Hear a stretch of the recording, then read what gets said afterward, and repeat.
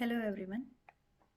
Today I am going to demonstrate Python program to check given string is palindrome or not. So now first let me explain you what exactly is a palindrome. So a palindrome is if a string is equal to reverse of a string, we say it is a palindrome. So a good example can be madam, ma'am or radar. Okay, these are good. So now let us go into the Python programming. So first we need to try to store the string into a test string. We can take it from console by using input function. So enter the string. So once you get the string, so we need to find the reverse of the string.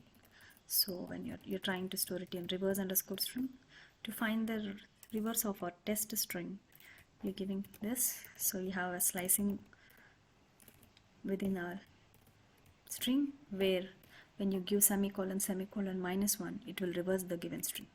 So now for our reference, if you want to print, you can print the original string. So you can print it, the original string. Similarly, you can print the reversed string for our reference. So yeah, where it is getting stored into reverse underscore string. So now comes into picture the logic that we need to test underscore string is equal to reverse underscore string. If both are equal, we say that our given string is palindrome. Else we can say that, or we will display that given string is not a palindrome. So we are done with the program. I'll just run it. So enter the string. So now let me give you a string which is a palindrome, madam.